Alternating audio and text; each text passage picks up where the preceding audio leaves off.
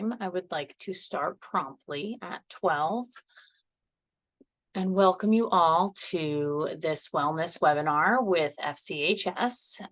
We are doing this webinar on eating healthfully through the holidays. This was originally created by a colleague of mine, and we've gone through it over the last couple of years and adapted it a little bit. So I am presenting it to you all today. So without further ado, let's get started. Just to give you a little background, and as you can see, your videos are blocked and you're muted. That is just for some security reasons, but you'll have a chance to ask questions through the Q&A box, or the chat box should be enabled at this point. So at the end, I'll answer any questions, and that this is being recorded. So please do refrain from any personal information if you do have any questions regarding. So, as you well may or may not be aware, Rutgers Cooperative Extension is part of Rutgers. We're like an arm and outreach branch, and we have 3 departments: agriculture and natural resources, the 4-H youth development department, and family and community health sciences. That's my department. We do nutrition, health, and wellness through all the counties in the state, and there is a cooperative extension in every state as well, often with different universities. So New York is Cornell and things like that. Our partnerships are with the university, Rutgers, as well as the state of New Jersey, the county boards of chosen commissioners, and the New Jersey Institute for Food and Agriculture, USDA. So we have a great partnership and support there. RCE is an affirmative action equal opportunity employer. And just to go over our little agenda for today, we will sort of go through a little healthy holiday mindset and see where you are, where we kind of should be, and things like that. And I'll give you some tips for prioritizing your health, some holiday meal nutrition. We'll go through that a bit. And then how can we get through the holiday season of parties and celebrations healthfully? And then if you have any questions, like I said, at the end, we can go through those also. So holidays are more than just food. Ooh, seems as if my images are not coming up, but I'm not sure. Okay. This happened the other day. Zoom just went black on me, so hold on, please. I cannot even see my screen. All righty. There we go. So we're back. Hopefully you could see that. If somebody wants to drop me a line in the chat that you could see here and see all the slides with the little picture on the side, I would appreciate it. Glitch in the system. Not sure why that works like that. And now I can't see the chat. So I'm hoping that we're good. I'm going to keep going. So holidays are more than food, even though sometimes it feels like we surround ourselves with the food at the holiday. That is a wonderful celebration. However, it really is also about the season, about the feeling, about how we are with our company, with our family and our friends. And sometimes even that anticipation of food can bring some stress along with the joy. So, it may not necessarily be something that we anticipate being a stressful time because of the meal being planned, but we know that it kind of causes some undue stress. There's also, good stress and bad stress. So being that it's a healthy and happy holiday, we often can see stress that comes with the idea of the holiday and the celebrations and things like that. So I just want to kind of bring that to your attention, that sometimes the stress that we do feel isn't a great feeling for us, but it's a good stress because you're excited about it and things that are happening there. The planning and the prioritizing your health is where you can control and where we can kind of see different aspects of the holidays and making it better for everyone. Okay, so now is not really the time to set new goals. However, with that being said, it's always a great time to be healthy and always a great time to sort of get on the bandwagon to make ourselves healthier and better.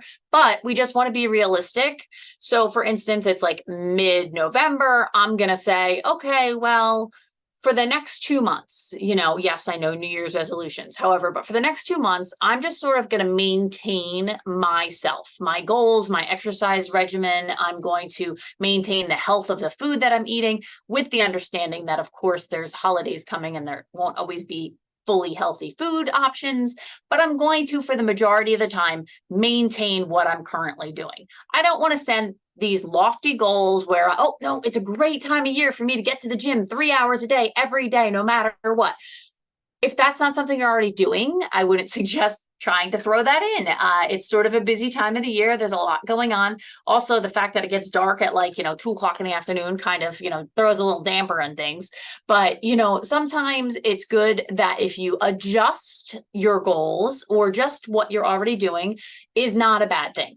But making lofty, unrealistic goals could just set you up for failure. So we don't want to, get into that New Year's resolution, the panic that it brings. I have to do, maybe you're still working on your resolutions from last year, this current January.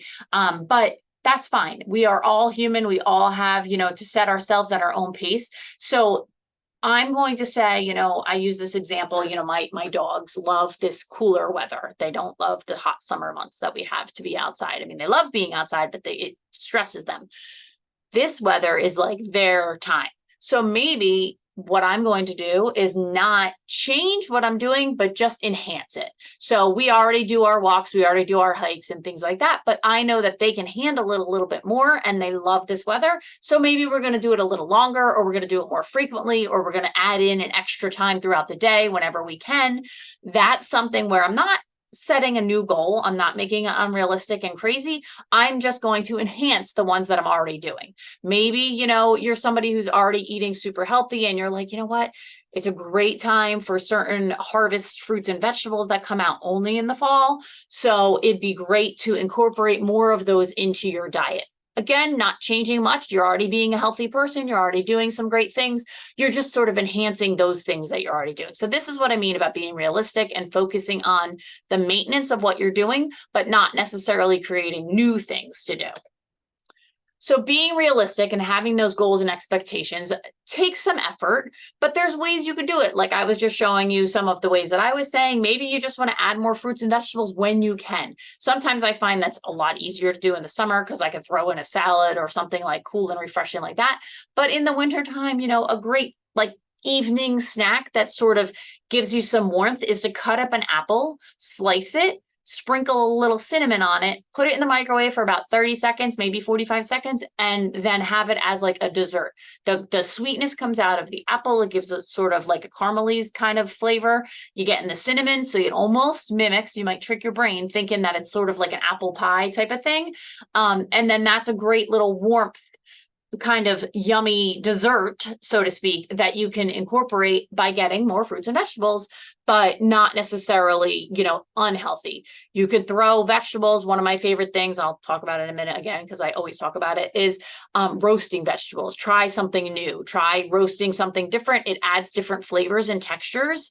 If you've never done it before with certain vegetables, it does do different things. So we'll talk about that in a minute. Drinking water. It's very easy to stay hydrated and drink a lot of water in the warmer months. It's a little bit, sometimes I find, even harder in the colder months. I'm always cold. I'm always like, oh, I want my tea. This happens to be water, but I always want that warm cup to hold my hands around. So drinking water is something that we have to sort of remember. Hydration is key. When you drink your water, you can count like decaf tea and coffee and seltzers unsweetened, all these beverages unsweetened can count as water. So you don't have to say, oh, I need a cold cup of water. It can be any of those other things as well that will count as keeping you hydrated. Prioritizing sleep is a great goal. That's where, the early nights are wonderful because they help you get to sleep a little bit earlier. So maybe you're somebody who's a night owl and you realize, I really do need a little bit extra sleep. I'm waking up a little too groggy in the morning. It's taking me too long to really get going. So maybe you can add in that extra hour by just trying to settle down about an hour earlier, getting off any of the screens and things like that so that you don't have that light in your face. That will help you prioritize your sleep. And there have been studies that show getting 7 to 9 hours of sleep makes you a happier person, because it just does all the wonderful things for our brain, lets our body reset, lets our brain reset, and our body is better off for it. 7 to 9 hours. It doesn't have to be like that straight, oh my gosh, I got up to go to the bathroom. It doesn't count anymore. That still counts when you get up, to run to the bathroom and then get back to sleep. That still counts. Those studies have also shown that those happier people also live longer. So it's a double whammy. you're getting better sleep, you're going to be happier, and you're going to live longer. What more could you ask for? So we're already prioritizing our health and our exercise routine and our eating habits. So we just want to make sure that we're able to incorporate a little bit more if we can, or just maintaining what we're already doing. You might already be this wonderfully fit, doing all the wonderful things, and you're like, I really can't fit in another minute of doing anything. Well, here's the thing. We all probably have some shopping to do. We all probably have some running around to do. So park a little further in the parking lot. There you go. You just added some extra steps into your diet, into your day. And having those healthier options into your diet will also help give you that energy you might need to stay focused and keep the tasks at hand, on the agenda so that you can be productive. So, healthy season. Okay. We want our holidays to be a healthy season, a healthy holiday season. We are looking to continue to purchase those healthy foods to keep in our home. I have done this too, where I have been like, okay, the holiday is in 4 or 5 days and I can only fit the foods for that holiday in the fridge. So nobody eat those things. And then yet there's really nothing else to eat because I didn't buy those other healthy things that we normally keep. So I learned that the hard way. There's nothing to eat in the house. Meanwhile, the fridge is packed. You have to maintain some of those healthier habits that you've already had throughout the days and your weeks. So maybe you have to adjust them a little bit, but try making sure you're eating on a regular schedule. Every now and then we know that has to adjust, but eating on a regular schedule, your digestion needs about 3 hours or so for your body to be revived and getting more nutrition. So you want to make sure that you are nourishing your body and having the proper fuel it needs to stay focused and active throughout the day. Making an effort in that physical activity schedule, like I said, maybe it's not something where you do regularly, but about every hour, you should get up if you sit like at a position, whether you're home doing something like doing a task or you're at work sitting at a desk or something like that. About every hour, you should get up and walk around or move for 3 to 5 minutes. So you could be in your office, maybe you're on a conference call and you could just, put the call on speaker and kind of pace your office. And that helps get your body moving. It helps get the juices flowing. It helps everything kind of stay limber. We all know if you sit for too long, you kind of get up and you're like, oh gosh, I need a stretch. I need, to move my muscles. I need to sort of get everything moving again and get the digestive juices flowing. So that is why about every hour, 45 minutes to 60 minutes, you should get up and move for about 3 minutes, even if it is just moving in place or sitting and trying to doing like some leg lifts and some arm lifts if you really can't get up. But it is important to kind of move your body. Just remember that the holidays often bring many of our favorite treats, and being mindful on how you eat them. I always joke because, let's say my husband and I have 2 cookies and we're both eating that same cookie, same size, same everything. I might take a small bite and like enjoy that flavor and that texture and the taste and the smell and like, okay. And then I get a second bite and it might even take me 3 or 4 bites to get through that one cookie. He takes the whole thing and shoves it in his mouth. I try to tell him all the time, it still tastes the same. My little bites taste the same. However, I enjoy it a lot longer. And I don't want like the second one where he's already on like 2 or 3 because I'm still on the same cookie for 3 bites. He's got 3 more whole ones in his mouth. So, there's something to be said for that. Also, I challenge everyone whenever I do this program, I challenge you to chew and fully chew your food and then swallow before you even get the next bite of food on your fork. It has really become a habit for 9 times out of 10 people who are kind of already have the next fork ready and ready to put it in their mouths before they've even swallowed that first bite. It takes about 20 minutes for our brains to get the message that we're full. So there's a lot of eating you can do in 20 minutes. So it's better, especially during the holidays, because we're there to celebrate, we're there to talk, we're there to be with the family and the friends that we love. If you're eating slower, you're savoring the taste, you're savoring the texture, the aroma, and all the beautifulness of the holiday and the table in front of you. By doing that, you will enjoy the meal that much more. Okay, so remember, holidays are one day. Granted, we tend to celebrate a little bit longer. Sometimes there's always, leftovers, but they really are just one day. So allow yourself to enjoy the day. Focus on the love of your family and your friends. Allow all things in moderation and being mindful of how you feel. So we are talking, yes, we want it to be a healthy holiday. However, there are some things that, there's pumpkin pie coming up. That is not going to be a healthy option, but that's okay. It's one day. We're going to go through some things. I'm going to give you some ideas of the, calorie intake and the nutrition of the meal, but just know it's one day and it's not going to break you by indulging a little bit, but keep it in moderation. Don't eat the whole pie. Don't eat half a pie. Have one piece of pumpkin pie. Okay, so let's get a little bit into the nutrition. Any guesses? And I would like to say in the chat, but it still won't let me open the chat, but any guesses as to how many calories are in an average holiday dinner? If you can do the Q&A, I can open that. Maybe you can throw your guess in the Q&A. How many calories do we think in an average holiday dinner? Now we're talking like Thanksgiving. Let's talk about that. So you know generally what's on your table.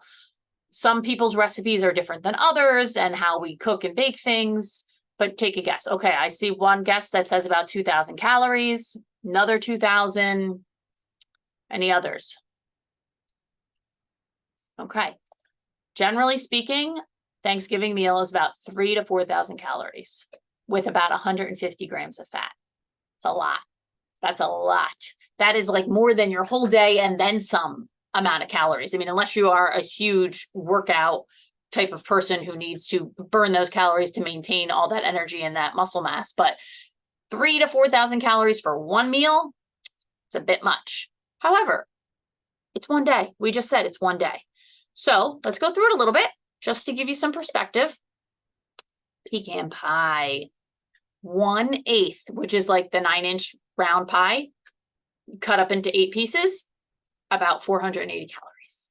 If you've ever made a pecan pie, you know why, because there's pretty much nothing but sugar and like fat in the crust, and like there's nothing healthy. Yes, there are pecans in there, but everything else outweighs any nutrition that those nuts have.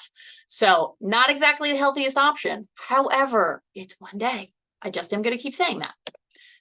Pumpkin pie. Okay. Again, the same size, 1/8 of the pie, not the Costco size pie. That's like this big. We're talking the 9-inch pie. 320 calories per slice. We have a cup of stuffing, about 250 calories. A cup is about the size of a baseball, just to give you a little perspective. 6 ounces of dark turkey meat. 6 ounces. So 3 ounces is about the size of a deck of cards. That's a standard size. That's why I'm using that as a reference. So that would be 2 decks of cards is 350 calories. But what's turkey without gravy? About 2 tablespoons of gravy. Now this is the gravy that we're making from the fat drippings. We're doing all the wonderfulness of taking those juices and kind of making a delicious gravy. 415 calories.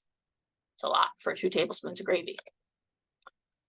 Candied sweet potatoes. This is an appropriate name because most of our sweet potatoes are not just sweet potatoes. They're probably candied. I know I make sweet potatoes and there's enough sugar and butter and of course marshmallows on top that does warrant 350 calories for about a half a cup to a cup. Again, it depends on the recipe and how many things you put in there. Mashed potatoes. Again, it's not simply a potato mashed. You have to add in the butter and the cream, and some people add in sour cream or cream cheese or however your recipe is. We're just estimating about a cup of that is 210 calories. And then, of course, you need a biscuit to sop up all the wonderfulness of the juices. So that's about 250 calories. So I say all this to just remind you to enjoy the holiday. Enjoy the time with your family and friends. Enjoy the food. Maybe prioritizing those things that you love versus those things that you might not need. So for instance, you like pecan pie, you love it, you only get it one time a year. So you might want that full 1/8 of a pie. Maybe you decide, I really don't love it that much. So I'm going to, everybody says, give me a sliver of pie. Most of the time it's so that you can have the other sliver of the other kind of pie. Okay, that's fine. So then you're really combining your calories and you still get to savor those little bites. Again, remember, small bite tastes just the same as a giant bite. And, what's pumpkin pie without whipped cream? Seriously. I mean, that would be, a sin in our house if we didn't have whipped cream to go with your pumpkin pie. So, those are some places where you can kind of alter your calories.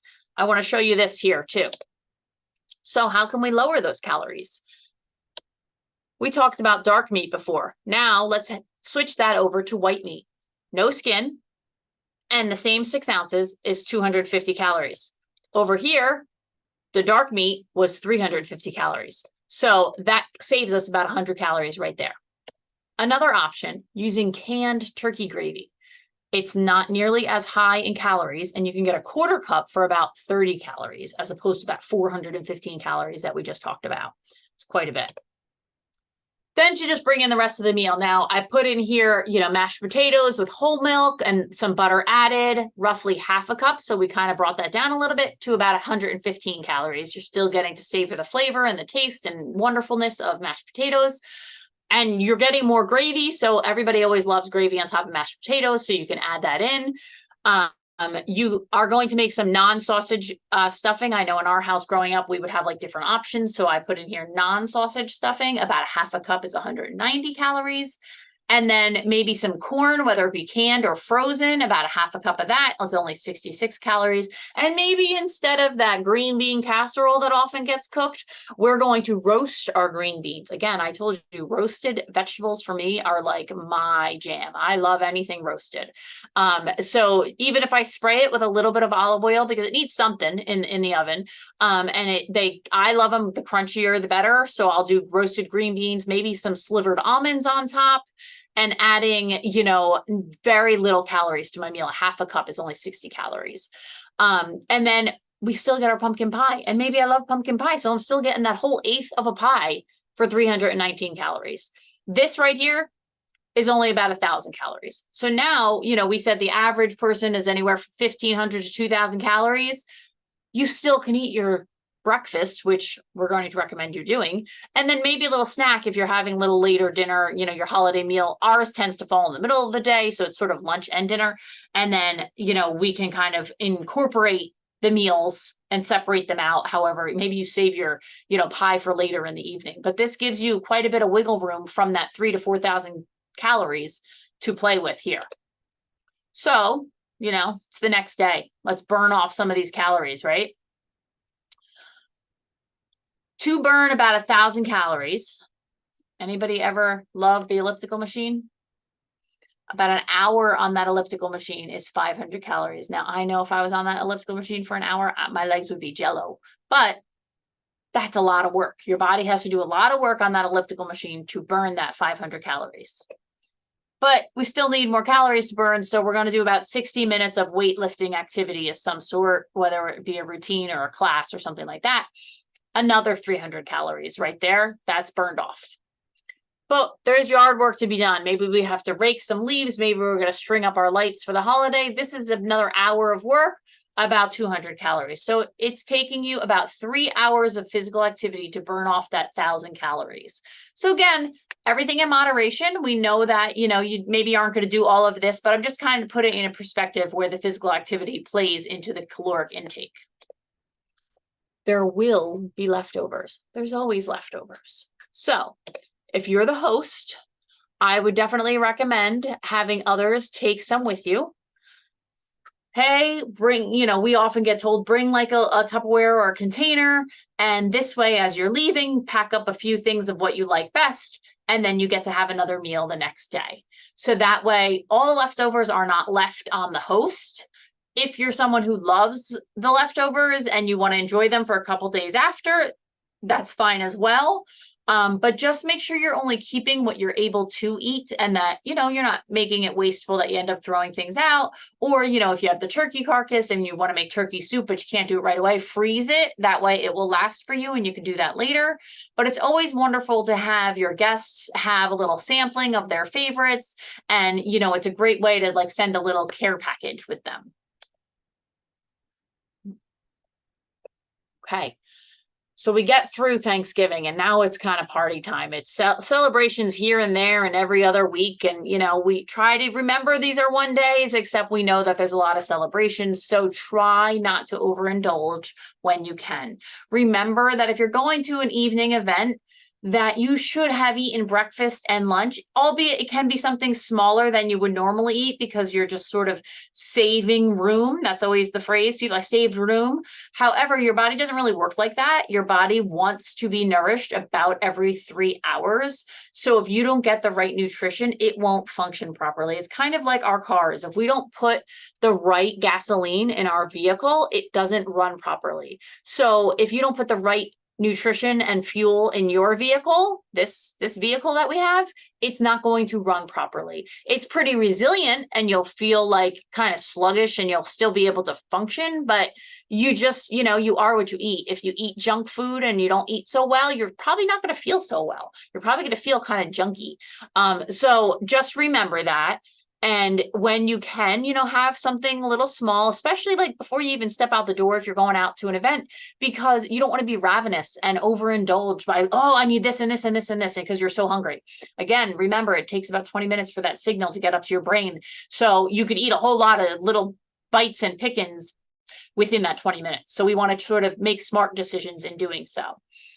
Sort of take a look at the table. There might be a nice spread out with all these wonderful options. I'm sure beautiful foods as well, but know that there's no pressure to eat it all. You just can pick your favorites. You can pick the things that maybe you don't ever indulge in, you don't really ever get because somebody else makes it so good that you don't even try. I do that all the time. And you're so good at it, I'm not going to even try to make it. I will enjoy it when you do.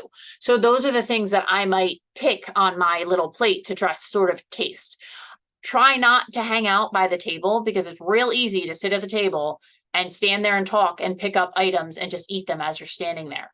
If you can, and there's like raw vegetables and maybe a dip like a hummus or something like that, try to get some raw vegetables on your plate so that you can incorporate those into your diet before you get to the other heavier foods. That way you're sort of feeling full quicker and you are eating the healthy options.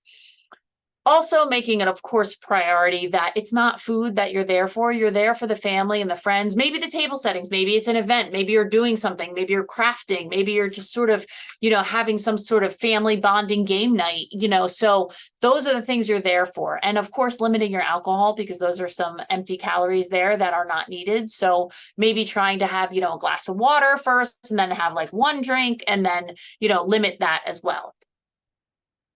So prioritizing your favorites. If I'm looking at this table and I'm like, oh my gosh, this all looks wonderful, but I normally make whatever it is. Those are the times that I'm not going to pick those. I'm going to pick those things that are my favorites. I'm going to pick the things that I never normally get. And I'm not obligated to eat all of those meals or all of the dishes in my meal.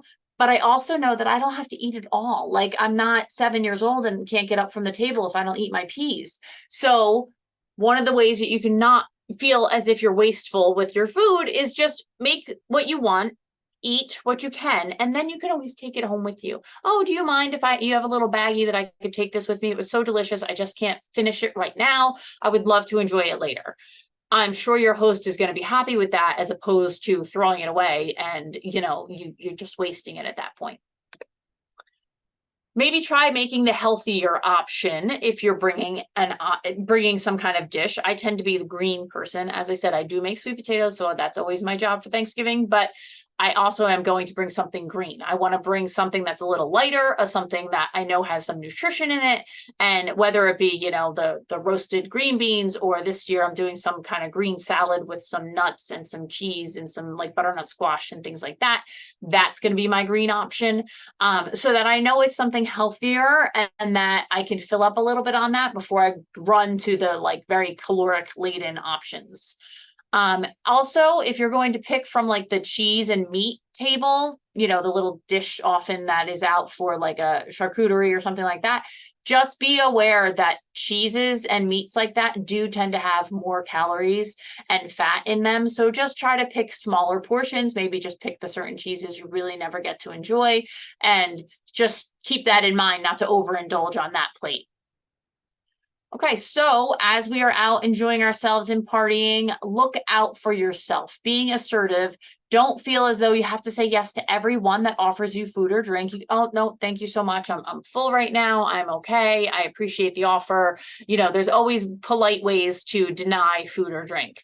And knowing that, like I said, you don't have to clean your plate, and being mindful that when you feel full, stop eating. just, you're done. Your body's giving you the signal. You don't have to overindulge, because having that like heavy, like I can't even move feeling, I feel like, oh, I can't do anything, is not fun. It's not a good feeling. So you want to still enjoy it and be able to talk and move around and be part of the party. Planning those healthier options. If you're the host, maybe there's definitely ways that you can include some healthier options that might be part of the menu. Lean meats, fruits and vegetables, lower caloric foods in general. If you're having a salad, even a low calorie dressing is a better option.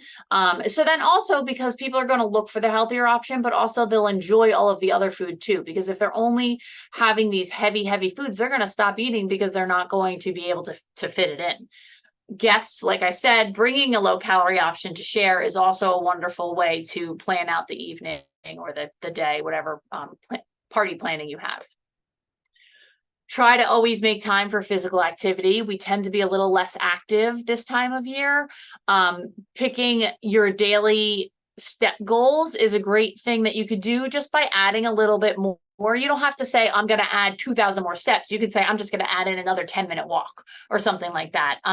And like I said, it can be done because you're going shopping, and walking around counts as a walk, even if it's walking around stores. Maybe parking a little further in the parking lot, that counts as extra walk. So all those added minutes add to your physical activity. So if you have a device, many watches these days or phones and things like that can help track you and just give you that little oomph, that little push when you need it to be like, I've just been sitting around today. I've done nothing. I need to get up and move. A lot of times that those tracking devices will even do that for you if you set that up. And then, taking a walk after a large meal is good, not only for your physical health, but your digestion. It keeps everything sort of going. You don't want that stagnant kind of food just sitting there. You want to kind of get it going so that it starts the digestive process. You'll feel better, and it'll get, you moving again faster, and your body to feel more resilient and sort of, able to function. Having, of course, a support mechanism and a buddy or a family friend, something like that to keep you motivated is always wonderful. All right, so here's some healthy swaps that we've come up with here. So maybe instead of using the gravy on your turkey, it might be a great option to use some of the cranberry sauce. This is slightly lower in fat.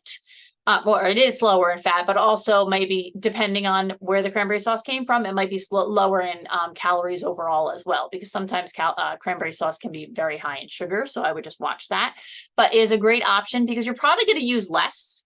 If you like smear it on your turkey, it just gives you that cold kind of tart sensation versus that very heavy gravy.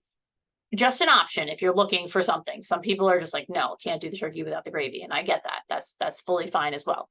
The vegetables we talked about, love steaming or roasting vegetables. I mean, I have roasted things like broccoli, cauliflower, parsnips, of course, like Brussels sprouts, things like that. But then it's wonderful. A couple of years back, I was doing this vegetable box thing, and I was getting a lot of vegetables that I had never really even seen in some of the stores, although I knew they existed. They don't not readily available. And I would get like Romanesco, or I would get beets, but I would get like the candy cane beets. So they were red and white stripes, or I would get golden beets. So they're not as easily available. Now I just saw this morning, I think one of the orchards has orange, purple, and white cauliflower available right now. So all delicious. I've had them all. I love taking cauliflower and roasting it. I spray it with some olive oil, roast it, and I sprinkle on a little cumin, and it just adds a whole different flavor to it. So I'm not really adding too much to it, but it gives it a whole different dimension. It's a wonderful way to do any of your vegetables. If you're baking, maybe if the recipe calls for chocolate, you can take 3 tablespoons of cocoa, the unsweetened cocoa, and replace it for 1 ounce of chocolate. Your recipe likely has other fats and sugar in it, so you're not going to miss that from the chocolate itself, but it will just enhance the flavor, and it'll probably be even a better flavor because that cocoa is really sort of rich and decadent. So it'll be a delicious addition to your recipe. Maybe you can try using evaporated milk instead of cream, and this would be like a 1-to-1 ratio. So the canned evaporated milk, not sweetened condensed milk, canned evaporated milk for your cream is a great swap, a little bit healthier, lower in calories, and definitely more nourishing to your body. Low-fat cheeses. If you're making something like a cheese log or an appetizer or a dip or something like that, you can often use low-fat cheeses, and that will help lower the fat and the calories for every 8 ounces there. You'll lower, depending on which ones you're using and choosing, that will help lower the calories and the fat. A wonderful substitute that I love to use is Greek yogurt. I buy the non-fat Greek yogurt, the plain, and it really does not taste much different than sour cream. So if your dish calls for sour cream or even mayonnaise, you can use that as a swap. So it helps lower your calories by over probably 1,000 calories, depending on, what you're making, and helps your grams of fat be cut also as well, pertaining to mayonnaise. But again, so it depends on what you're making, but Greek yogurt, oftentimes you can't really taste so much of a difference. Okay, egg whites. 2 egg whites replace 1 whole egg, and this is a great way to reduce your dietary cholesterol, and it will produce the same result. Another option is low sodium vegetable broth. Like if you add that to mashed potatoes, it actually adds some flavor and some depth to those mashed potatoes, and helps you cut back on the butter, margarine, and even sometimes like the cream and stuff that are more that wet aspect that you're adding to your mashed potatoes. A great thing that we often like to do too is if you're cutting up vegetables for something else and you're making them, and you have the stem of the carrot, or you have the end of the onion, and you have like the leaves of the celery or something like that, you can freeze those and put them in a bag and freeze them. And then when you get like, let's say, a gallon bag or so worth, you can basically make your own vegetable stock, and you'll be able to adjust the flavor with some spices and things like that. And then you just drain out all the extras of the things that you don't need anymore, the onions and carrots and whatever else you have in there. You could use, peppers, you could use all those extra little bits that you would normally throw away. Add it in, you can look it up online. There's lots of different ways you can make a vegetable broth, and then you can even freeze that broth for when you do need it later, or you can use it obviously immediately. So that's a great little option as well. Applesauce, I think this is an old trick. Everybody's heard of applesauce in place of oil or margarine or butter for any like quick breads or banana breads and muffins and things like that. Another option that I mentioned earlier, if you do stick to your green bean casserole or something like that, oftentimes they call for those fried onions on top. Maybe you take some slivered or sliced almonds, toast them up in a pan. It brings out some of that nutty flavor, and sprinkle those on top. That gives you that same sort of sensory crunchiness, and it's a healthier option. So last but not least, maintaining your perspective. Overeating for one day is not going to break your health. We understand there's probably multiple days over the next couple of months, but still you have to keep it in perspective. If one day out of, 2 weeks, you're like, I just really overdid it, it's not going to make, that much of a difference in your life and your physical being. However, it is important to make sure that you're doing the things you can to stay healthy when you can. So it takes a long time to really be overeating to have that significant effect, but overindulging on the holiday meal, just put it behind you. You know what? We're not going to be negative. We're going to be positive. Like, it was one day. I enjoyed it. I loved the flavors, the textures, the family, the fun. It was a great day. I'm now going to move on tomorrow, and I'm going to start a little healthier regimen, or get back to my healthy regimen and move on from there. Remembering to prioritize your nutrition and health as early as you can the next day, or, as quickly as you can. Maybe it was a really heavy breakfast. Well, maybe by dinner, you're already back to prioritizing what you're picking and choosing. But no negative self-talk. It doesn't work anyway. So, we really want to be positive for ourselves. We want to make sure we're, our own little cheerleaders, maybe help each other out. It was one day. Don't worry about it. Let's move on. Let's get back on track. So if there's any questions, you can put them in the Q&A. But before we do that, I am going to see if I can open this poll. If it lets me.